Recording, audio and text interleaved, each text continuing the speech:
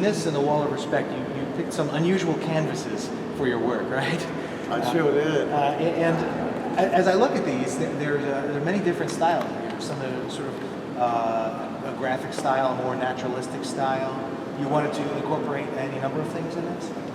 Well, you're talking about the doors, which are metal as opposed to brick walls or canvas or wood or that kind of thing. Now, this was already erected at Malcolm X College.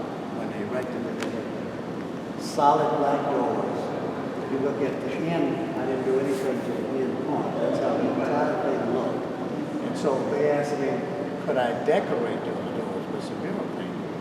So I didn't really have a choice to say I want to do it on canvas or wood or brick or whatever. They were metal doors, and I figured the easiest way to do that would be just primer. I gave it two coats of primer, and once that dried, I began to do my design and composition on that.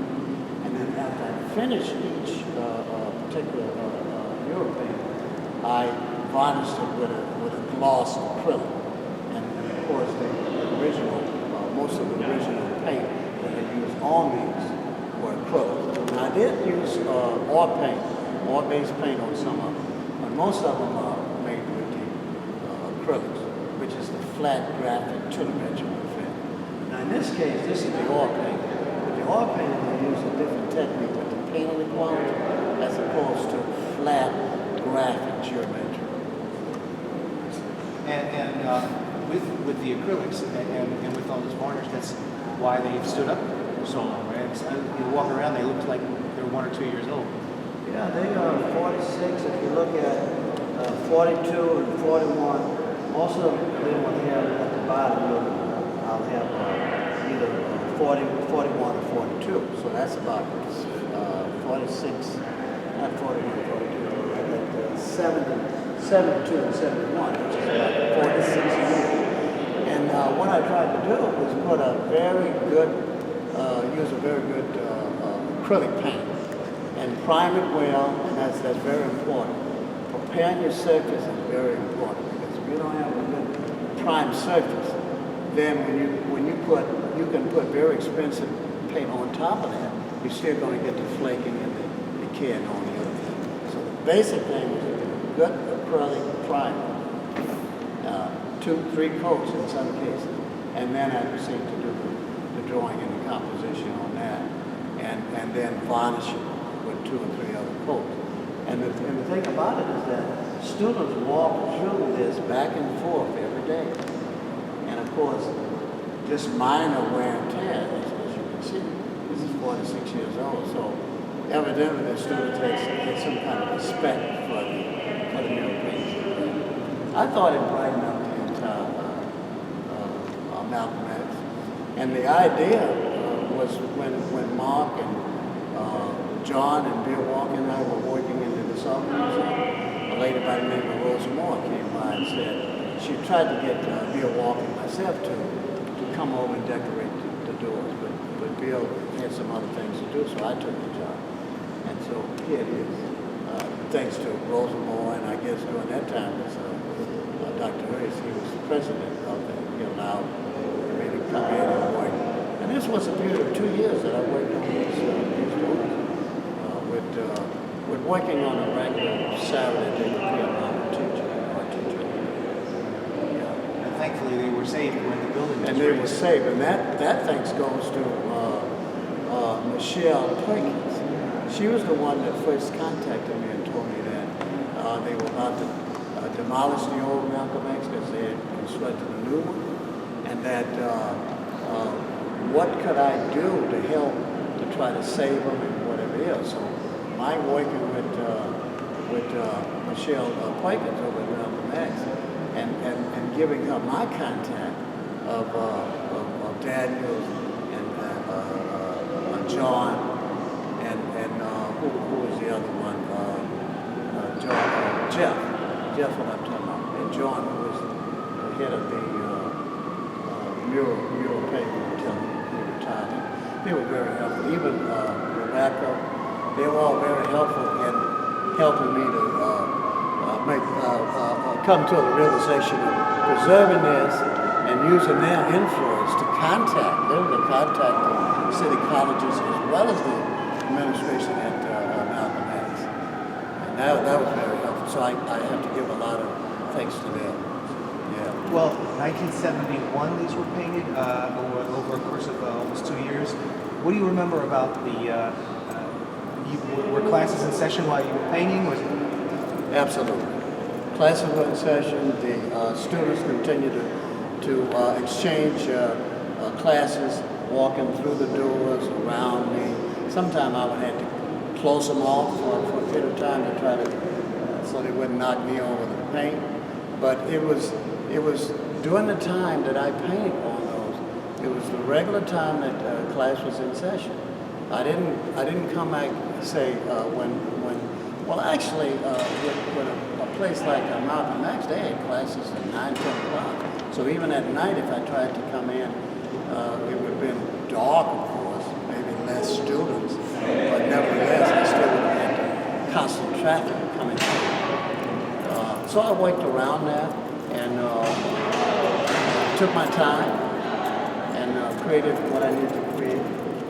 Once I primed it, I did an overall cartoon, and you would say a master drawing, and then I traced that on top of the white surface, so I wouldn't have to go and struggle each time with trying to do all the drawings and erasing it. I worked all that out in a small thumbnail sketch, and then I enlarged that to a large tracing paper size that fit directly in relationship to that door size. Were you still in college at the time, or were you? No, I had finished. You I had finished finished. my master's of fine arts from Howard University. Is that where Jacob Lawrence was one of your? Jacob Lawrence was a Scout Higgins School of Painting and Sculpture. He was the master teacher there. That's way up in Maine. They had a colony that during the summer they would invite one student from Howard University, one student from Fisk, another one from Rhode Island School of Design, and then one other from New York, I think. And I'm talking about black students. And the rest of them were basically white, middle class, rich people that were involved in that, so we were rubbing elbows with that. But they gave us an opportunity to talk with some of the leading professors, some of the leading artists who would come during the summer, and they would teach. And Jacob Lawrence was one of them. He was a practicing artist. He was very helpful in terms of giving me advice and whatever. But that happened in Scout Higgins School of Painting and Sculpture.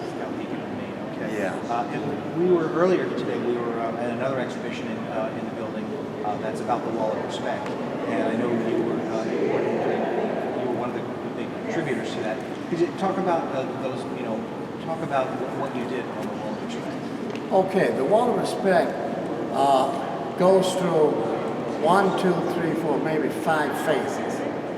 Although it's a little controversial in terms of some of my colleagues who worked on the first one, who figured that was the original wall and nobody should mess with it.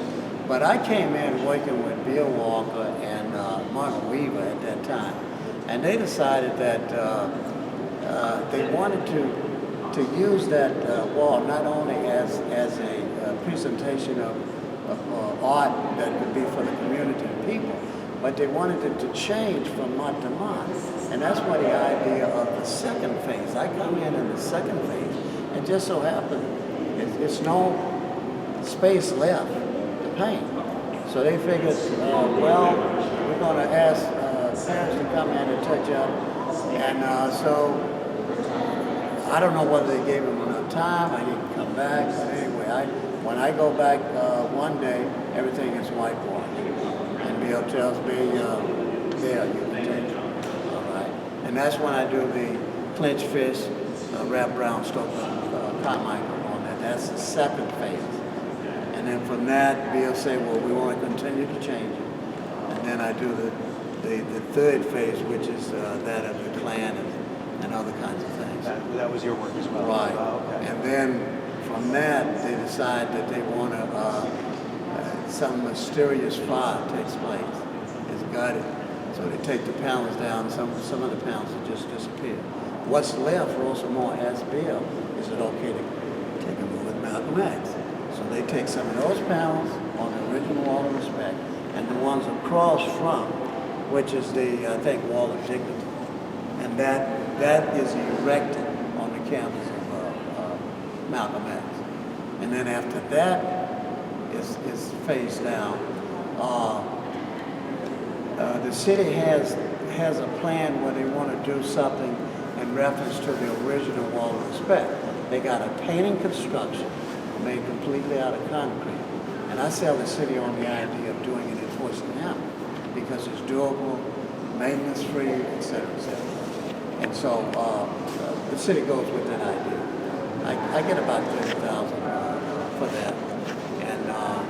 And I get underway in terms of painting that porcelain enamel.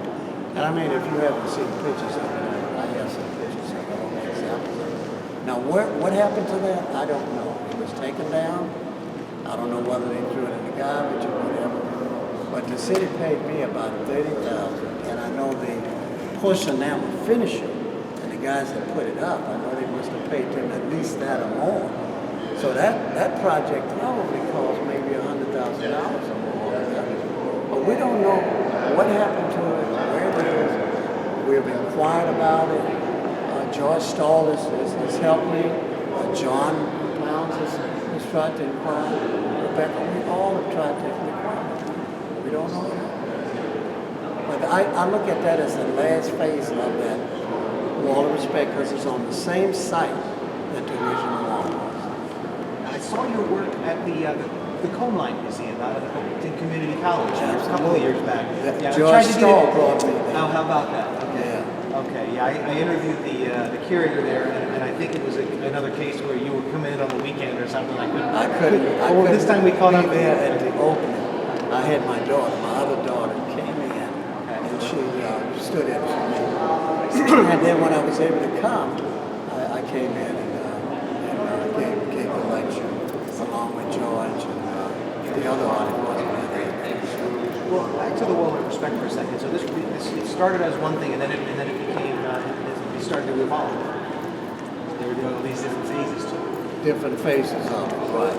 Because, like I said, Bill wanted to have it as a newspaper magazine that would change from month to month. I told Bill, just let's leave it like it is and go get a new wall and paint. Just leave that as it is. And Bill was one that said, no, we wanted just white over that. And you know, we didn't erase, we were just covering over and then putting something new on top of that. I didn't agree with it, but that's what he wanted to do, so I went along with it. He was the one that originated the idea of the walls. Yeah. Let me see here. I just had a thought. It escapes me. You're retired, but are you still an active artist? I'm still You still create? I thought I saw some digital collage. Digital collage, digital art is what I do.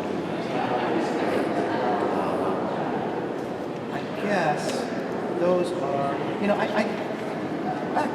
back to the wall too, because the wall, as it's evolving, it's like a living document, right? I mean, it's sort of a newspaper in terms of, Absolutely. People are coming and talk about it in those terms, what it meant to the community. Well, the community was very proud of it. From the original concept of the idea of doing heroes and sheroes and all those likes that had made contributions in education and literature and poet and sports and all the other, because that's what we represented in terms of that. And the proof of the fact that they respected it, there was no graffiti put on that. We had a lot of graffiti in and around the community. As a matter of fact, that was the idea that Bill had. That was his community. He kept seeing all this graffiti in the community. He said, well, I think I'm going to do a mural painting on this wall. All right? And so he brings that idea to the group called the Bossy, and they like the idea. So that's how it gets underway from Bill Walker wanting to do away with graffiti and put something there that people can relate to and be proud of. And we use use imagery that they can relate to, such as the realistic image, because they may not necessarily be able to understand the abstraction and all that goes along with distorting so much so that you can only recognize shapes and form, but you can and color, but you can't recognize the image. So we tried to deal with the image in the subject matter that they can understand, they can see, and they can relate to. And they were proud of it. So what were your thoughts just a few minutes ago when you walk in back into this room and see these in a whole new context? It is fantastic. I have yet to see it because I have been trying to get here ever since maybe 9 o'clock this morning in exactly Louisiana where I got out, had to catch had somebody carry me to the airport, had to wait around there, and I've been trying to get here before 6 o'clock ever since 8 o'clock this morning. So I have yet to go around and see it. And then you say, come over here, let me interview you. So here I am, you see. So I know what I painted, and I know what image that represent, but I haven't seen it all together, short of having, having maybe 8 on this end of Malcolm X and 8 on the other. But I think I had four floors, the basement and 3 other floors. But I tried to relate the imagery to the various floors in the department, such as medical, with the health situation, area where they have sports. I tried to relate that, medicine. And then I got involved in the African motif, what I call homage to the mass. And you look at some of these other, that's one of the homage to the mass. And then I got into the White Power salute, which are both phases. Also, the drug culture, trying to use drugs to get some kind of a religious, spiritual high rather than trying to do it some other kind of way, which ends up destroying a lot of minds. The change represents the brainwashing of it, the dumbing down of it. Well, could we get involved in that? Could we leave that microphone on you and maybe follow you around a little bit? Maybe we'll do that now rather than the other interview, because that way you can we can kind of catch you experiencing it.